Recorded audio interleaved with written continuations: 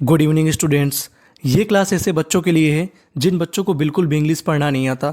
आज हम लोग इंग्लिश पढ़ना सीखेंगे दो तरीक़ों से। पहला तरीका है कहानी के माध्यम से यानी स्टोरी के माध्यम से। दूसरा तरीका है कोड के माध्यम से। हम लोग कोड के माध्यम से पढ़ना सीखेंगे। अब सवाल ये है कि कोड किसे कहते हैं। तो कोड ऐसे अक्षरों का समूह होता है जो कि इंग्लिश में बार बार आते हैं, उसे हम लोग कहते हैं कोड। तो चलिए फिर हम लोग करते हैं अपनी कहानी की शुरुआत। ये जो हमारी आज की कहानी है, ये कोई कहानी नहीं, एक महान व्यक्तित्व के बारे में एक चर्चा है। जो आज के हमारे महान व्यक्तित्व हैं वो हैं प्रेमानंद जी महाराज। आपने इन्हें यूट्यूब, इंस्टा, फेसबुक कहीं ना कहीं इन्हें ज़रूर देखा होगा। ये हमारे युवाओं को अच्छी बातें बताते हैं और उन्हें एक अच्छा मार्ग बताते हैं।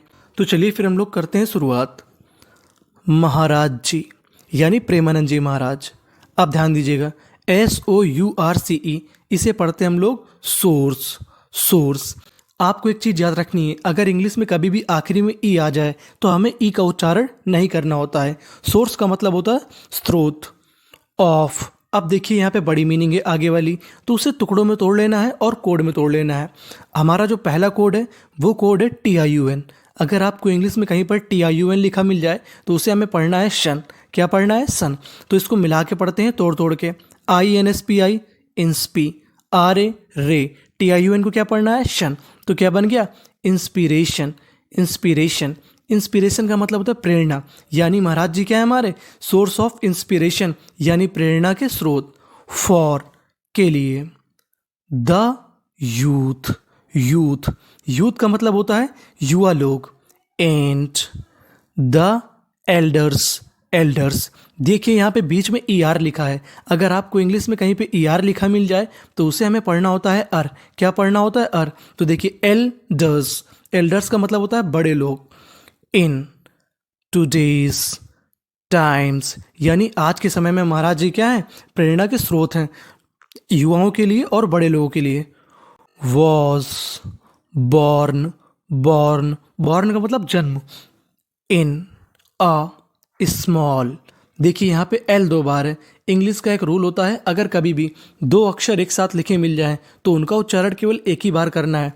स्मॉल विलेज इन कानपुर, यानी महाराज जी का जन्म कहाँ पर हुआ था? कानपुर के एक छोटे से गांव में। सिंस। देखिए आखिरी में ई है लेकिन ई का उच्चारण नहीं करना। सिंस यानी शुरुआत से ही। His childhood. चाइल्डहुड यानी बचपन से ही। महाराज जी वॉज इनक्लाइंड। अगर आपको इंग्लिश में कहीं पर ED लिखा मिल जाए तो ED को हमें पढ़ना है डा।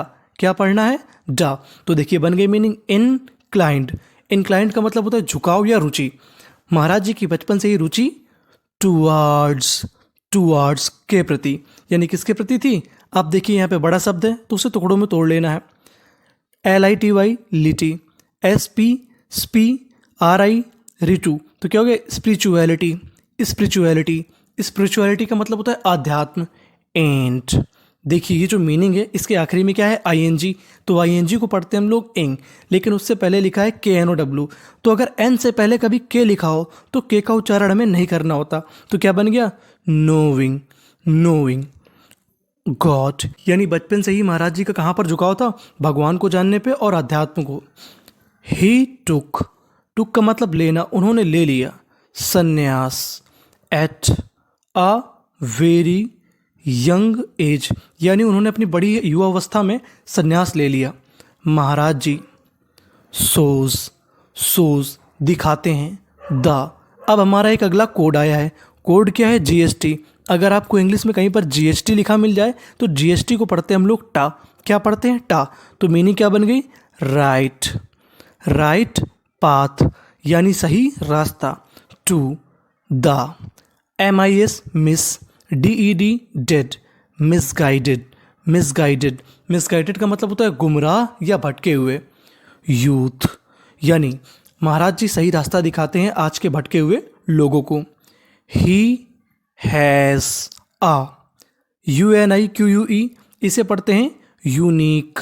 यूनिक। यूनिक का मतलब होता है अनुपम। अब देखिए बड़ी मीनिंग है, इसमें हमारा एक कोड आया है। कोड क्या है? ANCE। अगर आपको ANCE मिल जाए तो उसे पढ़ते हैं एंस। क्या पढ़ते हैं? एंस। तो यहाँ पे हो गया ब्रिलियंस। ब्रिलियंस, यानी महाराज जी के पास क्या है? Unique brilliance. इसका मतलब होता है अनुपम तेज। ही, PRE, प्री, ACHES, ही प्रीचेस। प्रीचेस का मतलब होता है उपदेश देना। टू द यूथ, महाराज जी किन्हें उपदेश देते हैं? यूथ यानी युवा लोगों को। एंड चिल्ड्रन, बच्चों को। टू, एल 2 बार है, उच्चारण केवल एक बार करना है। टू, फॉलो यानी पालन करना। सेली बेसी का मतलब होता है ब्रह्मचर्य। महाराज जी किसका ज्ञान देते हैं कि आपको किसका पालन करना है? सेलिबेसी यानी ब्रह्मचर्य का। प्रॉपरली, देखिए अगर आपको इंग्लिश में PER लिख जाए तो उसे पढ़ते हैं पर, अगर आपको LY लिखा मिल जाए तो उसे पढ़ते हैं ली। तो क्या बन गया? प्रॉपरली। प्रॉपरली का मतलब सही ढंग से। आगे जो हमारी मीनिंग है वो है BECAUSE। इसमें एक कोड दिया गया है AU को पढ़ते हैं हम लोग ओ, और BU हो गया हमारा B। तो क्या बन गया? बिकॉज, क्योंकि। सेलिबेसी इज द, बड़ी मीनिंग है, इसे तोड़ लेते हैं। TIUN, इसे क्या पढ़ना था हमें? शन। तो यहाँ पे क्या बन गया? फाउंडेशन। फाउंडेशन का मतलब होता है नींव। ऑफ, अब अगला कोड आ गया TURE। अगर आपको इंग्लिश में TURE लिखा मिल जाए तो उसे पढ़ना है चर। क्या पढ़ना है? चर। तो क्या बन गया हमारा? फ्यूचर, यानी जो ब्रह्मचर्य है वो नींव है किस चीज़ की? भविष्य की। अगर आपने ब्रह्मचर्य का पालन किया तो आपका भविष्य अच्छा होगा। ही, वो। EX, आगे हमारी मीनिंग लिखा है EX, तो EX को पढ़ते हैं एक्स। PLAINS, एक्सप्लेन्स, वर्णन करते हैं। The, power. ER को क्या पढ़ना था हमें? तो क्या बन गया? पावर ऑफ, नाम जप। नाम जप का मतलब ईश्वर के नाम को लेने की ताकत को बताते हैं। वी ऑल, हम सबको। नीड, ज़रूरत है। टू, देखिए N 2 बार है, उच्चारण केवल एक बार करना है। CUN को पढ़ते हैं कन, तो क्या बन गया? कनेक्ट यानी जुड़ने की। विथ, से, आ।